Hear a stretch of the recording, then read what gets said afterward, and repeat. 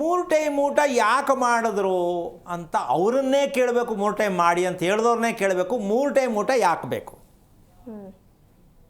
ಮಾಡ್ಕೊಂಡು ಬಂದಿದ್ದೀವಿ ಕಾಲಿಂದ ತಳತಳ ಅಂತ. ನಮ್ಮ ಅಪ್ಪ ಅದೇ ಮಾಡ್ದ, ನಮ್ಮ ತಾತ ಅದೇ ಮಾಡ್ದ, ಅದೇ ತಾನೇ ಹೇಳೋದು ನಾವು.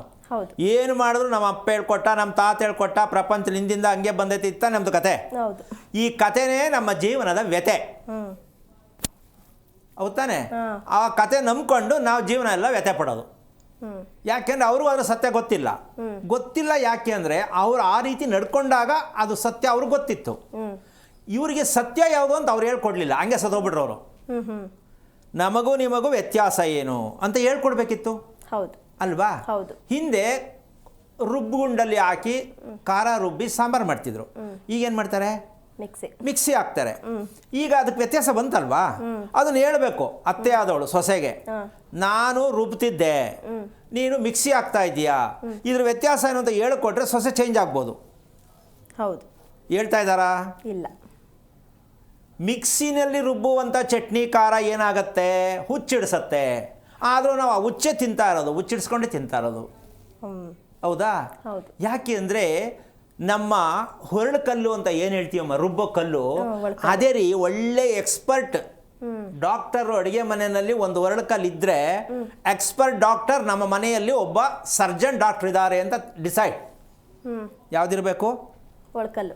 ರುಬ್ಬುವ ಕಲ್ಲು ಯಾರ ಅಡುಗೆ ಮನೆಯಲ್ಲಿದೆ, ನಿಮ್ಮ ಮನೆಯಲ್ಲಿ ಒಂದು ಸ್ಪೆಷಲ್ ಕ್ಲಿನಿಕ್, ಸ್ಪೆಷಲ್ ಸರ್ಜನ್. ಯಾಕೆ ಕ್ಲಿನಿಕ್ ಆಗಬೇಕದು? ಯಾಕೆ ಸರ್ಜನ್ ಬೇಕು ಅಂದರೆ ನಮಗೆ ಹೊರಳಲ್ಲಿ ರುಬ್ಬಿದ್ದು ಚೆನ್ನಾಗಿ ಕೋಪವನ್ನು ಹೋಗಲಾಡಿಸಿ ಅಜೀರ್ಣತೆ ಎಲ್ಲ ತೊಲಗಿಸಿ ನೆಮ್ಮದಿಯಾಗಿರುವಂಥ ಆರೋಗ್ಯವನ್ನು ಕೊಡುತ್ತೆ ಹೊರಳು. ಕಲ್ಲಲ್ಲ ಅದು. ಕಲ್ಲಲ್ಲಿ ನಾವು ದೇವರನ್ನು ಮಾಡ್ತೀವಿ. ಹೌದಾ? ಆ ಕಲ್ಲಲ್ಲಿ ಏನೆಲ್ಲ ಇರುತ್ತೆ ಅನ್ನತಕ್ಕಂಥ ತಿಳ್ಕೊಂಡಾಗ ಗೊತ್ತಾಗತ್ತೆ.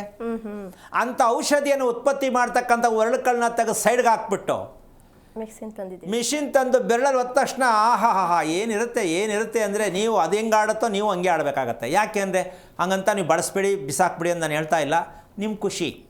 ಆದರೆ ನೀವೇನಾಗಿದ್ದೀರಾ ಮಿಕ್ಸಿ ಬಳಸ್ಕೊಂಡು?